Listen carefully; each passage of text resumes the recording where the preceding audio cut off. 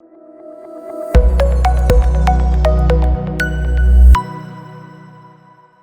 everyone, we have Hunter Montgomery on the podcast today. Hunter, really excited to have you. So Hunter has recently started a new role at WorkDay as a business development manager. I'm really excited about his new job, but in his past life, he's run a lot of different roles, such as running enablement, all the way through being on the pre-sales and post-sales side of many different fast-growing companies. So Hunter, thanks for jumping on today. Yeah, Ted, thanks for having me. Glad to be here. Great. So just to kick us off, tell us a little bit more about your background. Would love to kind of dig into it a little bit more. Yeah, absolutely. So interesting background. I went to studied finance and psychology at school. So when I came out, I didn't really know exactly what I wanted to do, and I kind of got thrown into the world of software implementation by chance, and I loved it.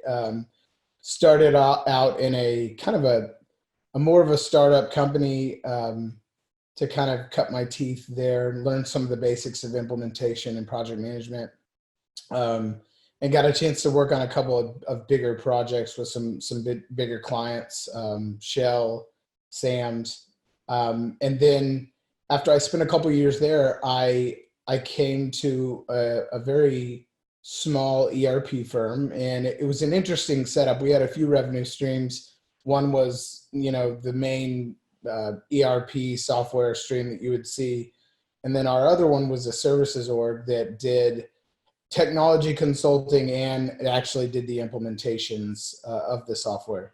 And I kind of got there at the perfect time because, the CEO really wanted to grow the business, had a really good product, had a good set of customers.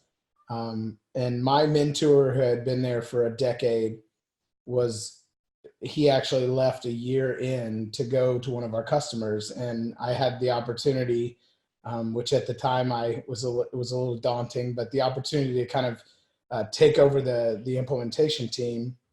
And so I got to recruit a team and grow a team. And that's where I started learning a little bit more about the people management side of things, while still running the implementation and for some of our bigger clients, boots on the ground, running the implementation. So I spent about 6 years there, worked my way up into a director role there. We grew the company 300% by the time I had left. And then Oracle kind of came and got me, and I had a really good chance to, kind of expand my experience. And I had been getting kind of pulled into sales quite a bit during my time at Avis. As you learn the industry and the software more, customers today, they don't necessarily want to know about this feature or this function. They want to know, how are we going to do this in our business? And what happens if this? And how do we integrate with this? And as a smaller company, we didn't have solution engineers and integration consultants. And so my team really had to get involved in that process quite a bit. So that's kind of where I started learning most about sales is kind of on accident at Avis. And then I joined Oracle. Tough decision to leave Avis, but I think, it was the time for me, and it kind of for my future growth, that's what I needed. Went over to Oracle and really got a great set of experiences. I got to work with a lot of really good partners, KPMG and Deloitte and a lot of the bigger partners. And also that's where I learned quite a bit about on the enterprise space. And after a few years there, I went and joined a small startup named Identity Automation, which is where we met. And that's when I kind of, my task was to take over the enablement. And I knew about enablement when I joined, but I didn't know half as much as I thought I knew. enablement is such a huge aspect of businesses, especially growing businesses now. And when you really throw yourself into it in, the enablement society and following a lot of these thought leaders and some of the conferences and whatnot, you really understand how popular it's becoming. And not only that, but how imperative it is. And I spent some time there running that team, and I had an opportunity to come and join WorkDay, which is kind of a dream job for me, and so that's how I ended up at WorkDay. Didn't spend a lot of time at IA, but worked with a really great group of people, and I have a lot of faith in them. But now I'm at WorkDay, and so now I'm kind of in the middle of services and sales, in a role that they call business development manager, where I'm kind of coming in and helping the customer to understand our services organization, our deployment methodology. And if we're not going to be the right partner for them, help them pick the right partner that is right for the implementation, and kind of roadmap that all out and kind of be the liaison there. So. Well, that's a great career journey, Hunter. And what I love about it, you have such a diverse set of experience from pre-sales, post-sales, enablement. And so today what we'll do is just kind of talk through best practices that you've kind of learned from kind of each role to put together the collective knowledge that you have. And so actually I want to dive into this a little bit more. So at your time at Abus, you were building out an awesome team there. So tell us, I know you blogged about this, what's your philosophy on coaching and building out teams that you personally adhere to? Yeah, this is, we've talked about this, Ted, but this has got to be one of my favorite topics. I'm very passionate about coaching. I had a phenomenal team at Avis that I got to kind of grow and handpick myself. And I think the biggest thing is, I never expected anything out of my team members or my direct reports. I never expected them to do anything that I wasn't willing to do. I think that you really have to get in the trenches with your people a lot of times, especially to help them learn. And so rather than, email my consultant Friday night and say, hey, this needs to be done by Sunday, I say, hey, where can we meet tomorrow morning? What coffee shop? Because I want to help you get this done. We need to get this done. I don't want you doing it alone. Now, granted, they didn't always need me to do that, but I think the idea is that I was more than willing to. Another big piece of it is just communication. I think a lot of times people don't like having those hard conversations, and they don't necessarily like talking about negative feedback. But really for me, and this is even how I manage Upward, is communication is huge. Feedback is huge, because I think that if some of my team members aren't doing things the way that I need them to be done, or if I think that they can succeed better, position themselves better if they're doing things a certain way, it's really on me as a manager to speak up. And if you built enough trust with your team, you can do that without hurting feelings, and you can do that without causing these issues. So I think that's another big one, is just really honest feedback. And I always told my directs, I tried very hard to pull that out of them. For me, I would tell them, look, if you don't like the way that I do something, tell me. If something's rubbing you the wrong way, tell me. Now, and I told them that doesn't mean it's going to change all the time, but I really need to know. I think that's a huge part of so, a lot of people, that's the big piece of why they stay at a company, is their manager, their coach. And so I always tried to tell my guys and my girls, look, if there's something you need that you're not getting, if there's something I'm doing that you don't like, let's talk about it, because I need to improve always, just like them. And so that's kind of been my philosophy on that. That's great. I love that first point on leading by example. When you think about even the enablement world, for example, I'll see a lot of kind of practitioners be afraid to kind of roll up their sleeves and they say, hey, let me just go hire for that, offload that. But some of the best practitioners are the ones who say, hey, I'm going to show you how it's done, or I'm going to work with you to get this done. And then teach the team members on the team and set a great example. So I think that coupled with communications is Absolutely. huge. And to your So point on the enablement front, there were several times when I was leading the enablement efforts that, you know, a lot of times what you'll see, and if you follow people on LinkedIn and whatnot, it's not really that difficult to cut something down or to say this is wrong. What's important, or what's harder to do and what's more valuable, is if you say this is wrong, here's how you should do it. And so a lot of times at leading enablement, you're in that weird spot where you're not the sales manager, you're not managing the AEs, you're not managing the SDRs, but in a way, indirectly you are. And so I tried to make an effort when I saw something or when I was asked for help, rather than just point out the things that need improvement, I would try to give an example. If I saw maybe a campaign that was being run that I thought wasn't personalized enough, rather than just say personalize it, I would say, here's how I would write the email, and actually write it out for them, because I think that being able to actually show them that it goes a lot further than just saying, no, that's not right. Yep. On the topic of enablement and just sales in general, you wrote a few great posts on prospecting, building top of funnel. Give us some best practices that you kind of instill to your different teams that you've managed or enabled. Give us your best practice there on top of funnel. Absolutely. Man, this is just such a huge topic right now.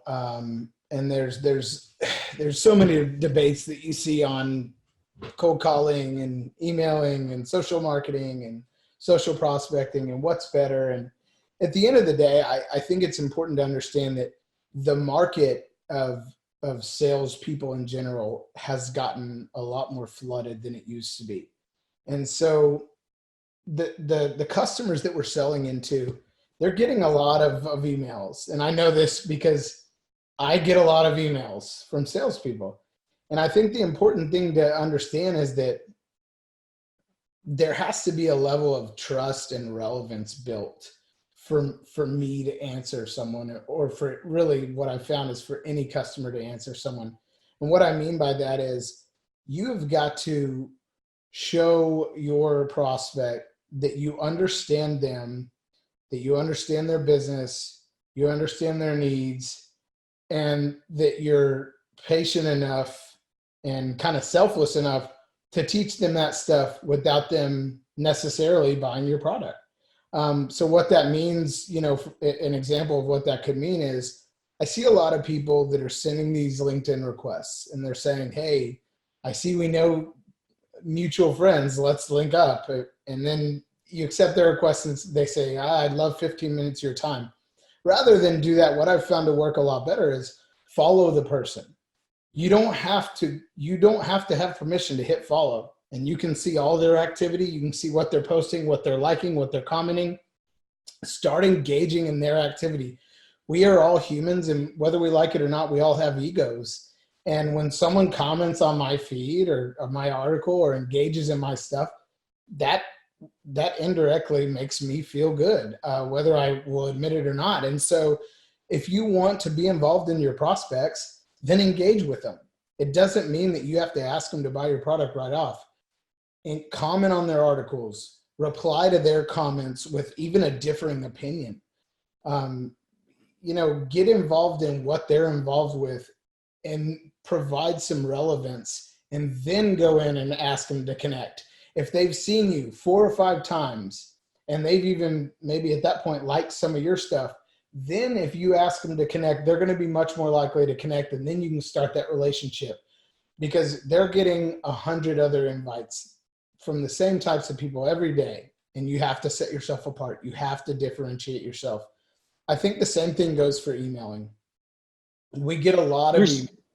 Go ahead. Yeah, I was going to say you're spot on there. I think the few outreaches I've replied to recently have all been through people have engaged with me through my posts.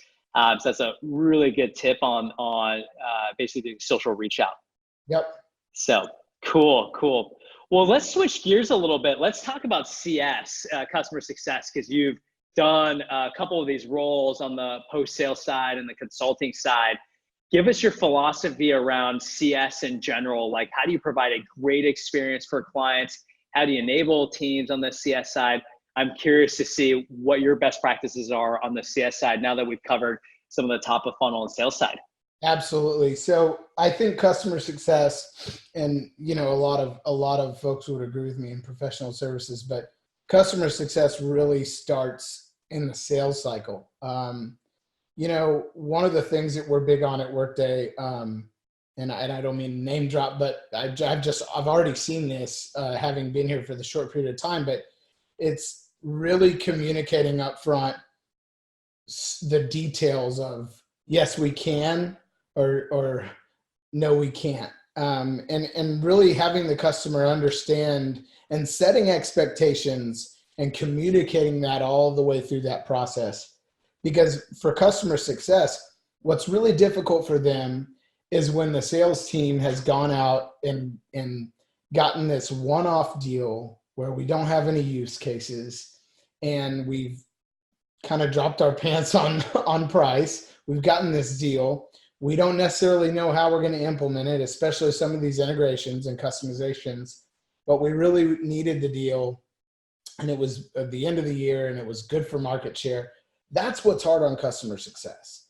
And so I think just like a lot of the other, ecosystems in an organization, in a successful one, customer success has to talk to the other departments. They all have to talk to one another. I think involving customer success really early on in these deals, even in pipeline, is very important because that gives them an understanding of what are the challenges and what are the hangups and the questions and the gotchas early on that we've discussed, and how is the customer reacting to them early on versus in the middle of the sales cycle versus in the middle of the implementation versus post go live.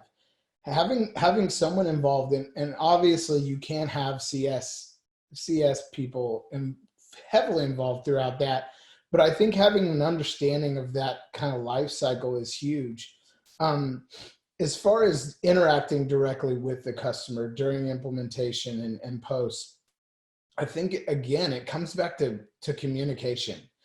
I believe that 9 times out of 10, if you communicate to a customer early on or beforehand, hey, I don't think we're going to meet this deadline, and here's why, and here's our recommendations on what we can do about it, but we want yours as well.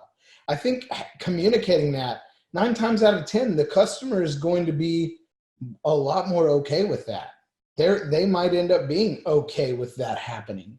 But if it happens and then you say you're sorry and you offer a discount or you offer your regards, that doesn't really help. The customer needs to trust you as a business partner.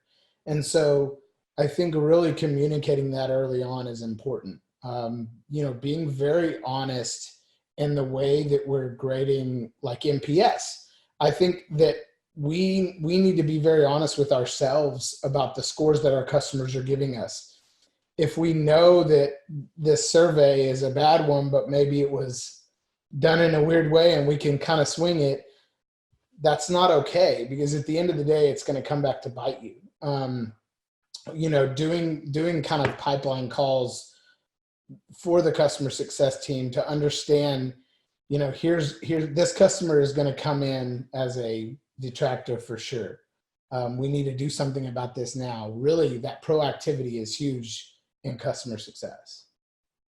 I love that concept. I don't know if I've seen it too much where obviously everyone has handoffs, right, from sales to CS, but almost what you're advocating for is you're almost doing a pipeline review of things about to close, get involved earlier in the sales cycle so that CS can do really good capacity planning and prepping for when those deals do close.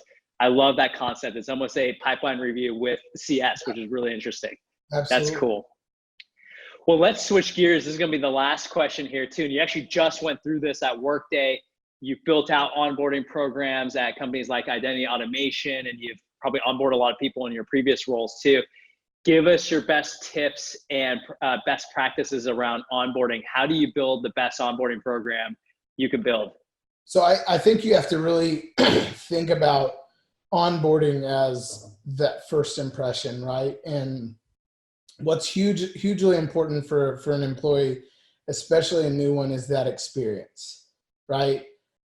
They're maybe not going to remember some of the smaller nuances of the process, but they're going to remember how they felt that first day, and they're going to remember whether or not it was organized. They're going to remember how they were greeted, the very first feeling that they got. They're going to remember all that. And so I think really putting yourself in the shoes of that employee and understanding, thinking back to when you were a first time employee, what did you need? What did you want? What did you wish you could have? I think a lot of that involves the training. The training is such a huge aspect, and I had an opportunity to set up WorkRamp for identity automation, and we obviously we played very heavily in that space at WorkDay as well. And I think being able to have a very organized path to learn and to get acclimated to your ecosystem and your customers and your partners, I think that's a huge deal. And to be able to do it in a way that's organized and meaningful is another big deal. But one of the things that I've seen very heavily at WorkDay is that they're surveying us quite a bit. They're wanting to know, after the first day, how was this? After the first week, how was this? After the end of the second week, how was this? So really, it's all about asking. It's all about, again, putting yourself in the shoes of that employee and getting an understanding from them. So the first one is, again, that experience that you give them on that first day. I would say the second biggest piece is that training piece. And we're getting to a place where you can no longer just hand someone a laptop and point them to a wiki and say, we'll see you in the field. You've got to have an organized way of training. It's got to be blended. We all learn differently. Some people learn from videos. Some people learn from instructor led. Some people need evaluation and assessment. Some people need to upload pitches. So being able to have a platform that allows you to do all that stuff, I think, is a huge thing, especially on the sales side. That's awesome. And to just ask one more follow-up question there, in terms of specifics, and I know you were using WorkRamp at identity automation, but just in general, what would you suggest in terms of onboarding length, in terms of where you're actually kind of hand-holding them through the process? Is it 1 week, 4 weeks, 12 weeks? What's your best recommendation?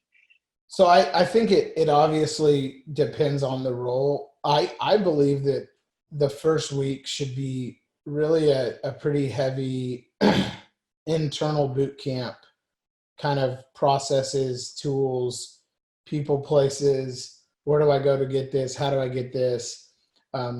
Benefits, signing up for all that stuff, getting all that done in that first week is huge. And then I think the following weeks need to be really product driven and process oriented, customer driven. But I think there's a certain period of time where you really do need to have a strong focus. And so I'm going to say the first 3 weeks. And then in the midst of this, what I love is having like the idea of a mentorship program where you have a mentor that will include you in activities. Maybe you can shadow them on things. They can send you documents, or they can send you maybe an RFP that they're working on so you can oversee it. Different things that you can get involved with while you're doing your training. Because during those 2 to 3 weeks of hardcore training, it's good to be able to go and actually get your hands on some live stuff that isn't really live. In other words, you're not going to be turning in or submitting this RFP, but you have a chance to maybe work it on your own. So I think there's kind of a blend, but the first 3 to 4 weeks, I think, should be heavily spent on onboarding. And then there should be some kind of, I would say, just kind of a steady a steady decline from there, but still having that onboarding going on. Awesome. Awesome. Well, Hunter, hey, I really appreciate the time. Thanks for covering this range of topics. You Absolutely. have such a great kind of brand in the social professional space, and I really appreciate spending a few minutes with you today to go through these. And best of luck with everything here at Workday now that you're starting. And thanks for taking the time with us. You got it, Ted. Appreciate you and the team. Thank you. All right.